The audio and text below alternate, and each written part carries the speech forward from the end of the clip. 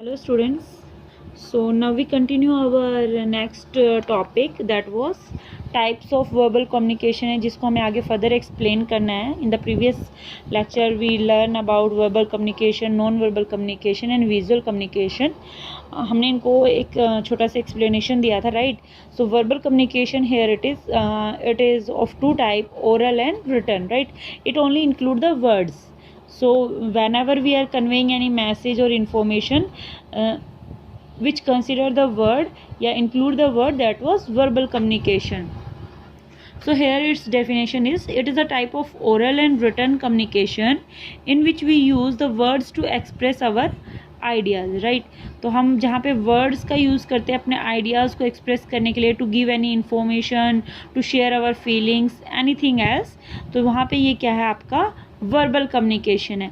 अब राइट, सो हम कम्युनिकेट करते हैं, वी ऑल कम्युनिकेट, बट अगर हमारा वर्बल कम्युनिकेशन है, रिटर्न कम्युनिकेशन है, how it can be more effective, वो इफेक्टिव कैसे बनेगा. ओरल कम्युनिकेशन है तो इसमें जो हमारे पास कुछ पॉइंट्स हैं, the points are, the very first was tone of speaker.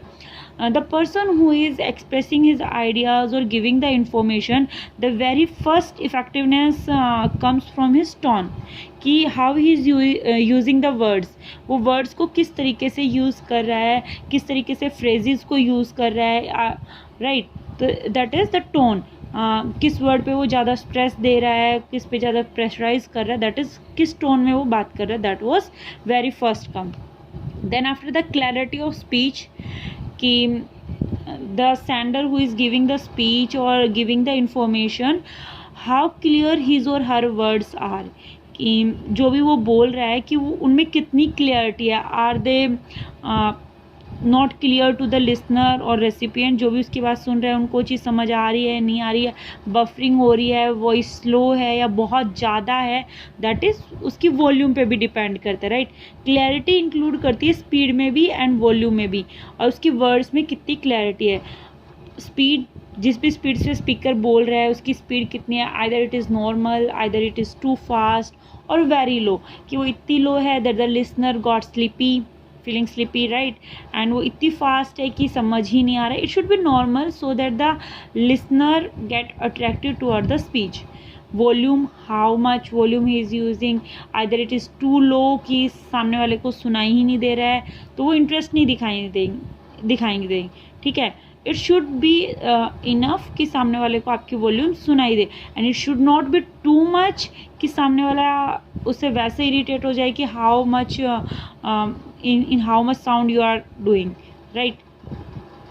Then after whenever you are speaking to someone orally communication, तो आपकी बॉडी लैंग्वेज भी एक बार वहाँ पर प्रीफर होती है. Then after listening skills of receiver, जो रिसीवर है वो उसमें लिसनिंग स्किल्स कितनी है, how patient he was in listening, कि वो कितना सुन सकते हैं आपको. Sometimes some listeners are that please complete the topic as fast as you can, means उसमें लिसनिंग स्किल्स इतनी ज़्यादा नहीं है, they can't listen patiently. So listener की स्किल्स पे भी है कि वो कितने पेशेंटली आपकी बातों को सुनते हैं. So here these are some effective, verbal communication को हमारे इफेक्टिव बनाते हैं. अब हमारा जो वर्बल कम्युनिकेशन है हमने पढ़ा है, it is of two type, oral and written. So we first here comes on oral communication, that was कि जो हम वर्बली बोल के बताएंगे, राइट, कि जिसमें हम सिर्फ अपने माउथ का यूज़ करते हैं, हम उसको लिख के नहीं बताएंगे, वी कम्युनिकेट ओरली. तो here it is oral communication है हमारा. तो ओरल कम्युनिकेशन के कुछ एडवांटेजेस हैं. First we discuss the advantages. The very first advantage of oral communication that it is very easy to convey. हमें किसी को कोई बात बतानी है, हम ओरली उसको बोल के बता सकते हैं, हम उसको वो चीज़ ओरली बोल के बता सकते हैं. हम इजीली अपना मैसेज जितनी फास्ट हो सकता है हम उसको बता सकते हैं. लिसनर के पास भी हमारा मैसेज बहुत ही फास्ट जाएगा और हमें वहाँ से उसने हमारी बात सुनी एंड वो हमें अगर ओरली रिस्पॉन्स दे रहा है तो हमें वो क्विक रिस्पॉन्स दे सकता है. We get the quick response, right. हम कन्वे भी ईजी और क्विक कर सकते हैं, रिस्पॉन्स भी हमें क्विक मिल जाता है. हमें यहाँ पे कोई कॉस्ट प्रोवाइड नहीं कर, हमारे यहाँ पे कोई कॉस्ट नहीं लगती, तो ये एक चीपर वे है कम्युनिकेशन का. यहाँ पे हमारा कोई भी एक्सपेंस नहीं हो रहा, हम यहाँ कुछ खर्च नहीं लगा रहे, कुछ इन्वेस्ट नहीं कर रहे हैं. इसके बाद इसकी एडवांटेज है एज इट इज़ उस फर्स्ट, अगर ये फर्स्ट हैंड कम्युनिकेशन है मीन्स मुझे अगर मैं डायरेक्ट अपने रेसिपिएंट से रिसीवर से बात करती हूँ तो मेरा जो रिसीवर है वो फर्स्ट हैंड कम्युनिकेशन लेता है एंड इट वॉज ट्रस्टवर्दी। अगर मैं उसको बोल के कुछ बता रही हूँ and he is listening to me तो वो मेरी टोन को, मेरे फेस एक्सप्रेशन को, बॉडी लैंग्वेज को देख के समझ सकता है कि that either I was trustworthy और नॉट। तो it is first hand communication. तो ओरल कम्युनिकेशन हमेशा हमारी फर्स्ट हैंड कम्युनिकेशन होनी चाहिए। तो these are some advantage of our oral communication. अब यहाँ एडवांटेजेस हैं, so here there are some disadvantages also. तो the very first was that get less time about what he और शी इज़ डिलीवरिंग। जो receiver है उसने हमारी बात सुनी और वो हमें एक रिस्पॉन्स देता है। whenever we are talking on phone and whenever we are communicating with our friends relative face to face, तो क्या होता है हम बोलते हैं, वो हमारी बात सुनते हैं और हमें क्विक रिस्पॉन्स देते हैं। तो जब हमें क्विक रिस्पॉन्स देते हैं तो they don't have enough time to think on that. वो ज़्यादा नहीं सोच पाते, बस जितना टाइम माइंड उनका कैलकुलेट कर पाता है उसी के बिहाफ पे वो हमें आंसर दे देते हैं।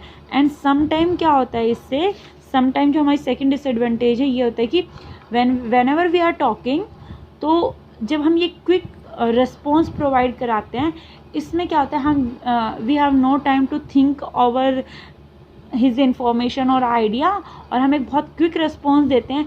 This sometime leads to arguments, और इसकी वजह से क्या होता है काफ़ी बार हमारे आर्ग्यूमेंट्स भी क्रिएट होते हैं because we have not much time to give the response. हम एक क्विक इंस्टेंट रिस्पॉन्स देते हैं और जहाँ पे हम आर्ग्यूमेंट्स हो जाते हैं, right.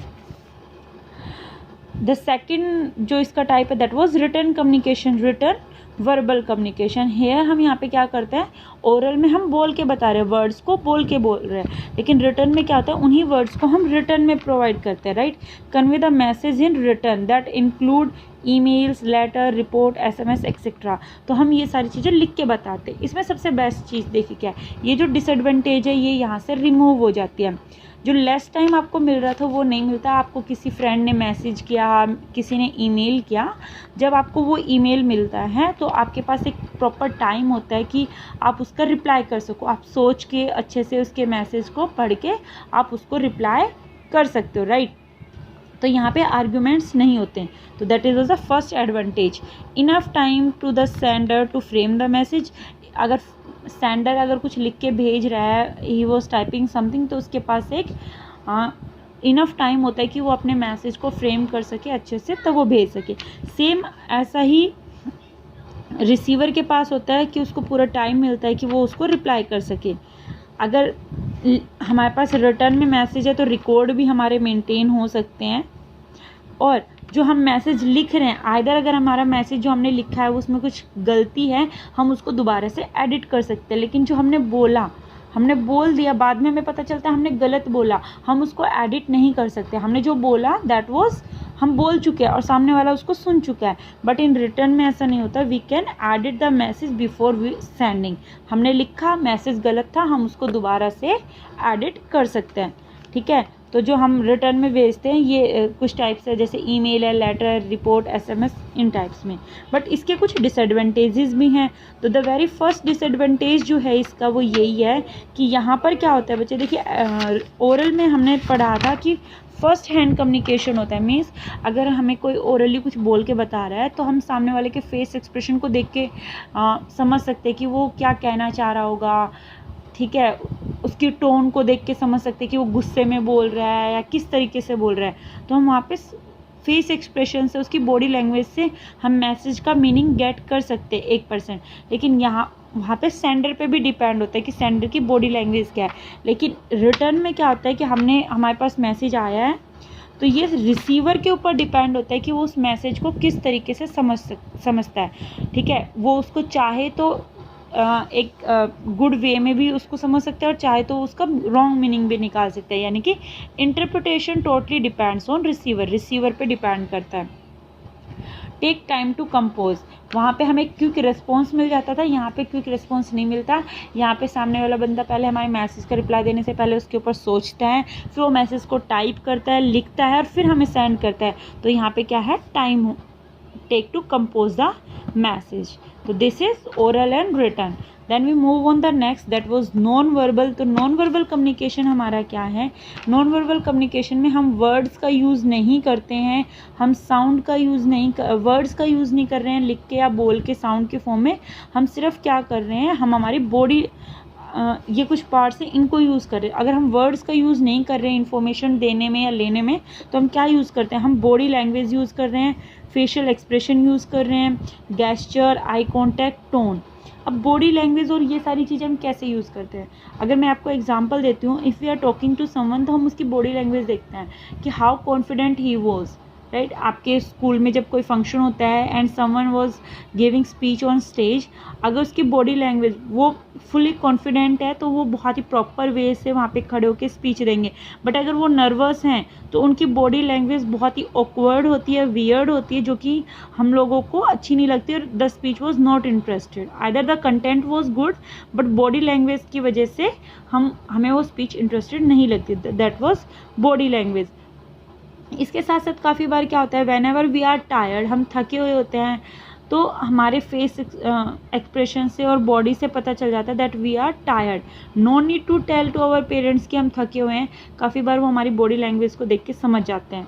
Facial expression like that if you are sad और टू मच हैप्पी, तो यहाँ पे आपका पता चल जाता है कि दैट वो आपके फेस एक्सप्रेशन बताते हैं दैट यू आर हैप्पी और नॉट, राइट.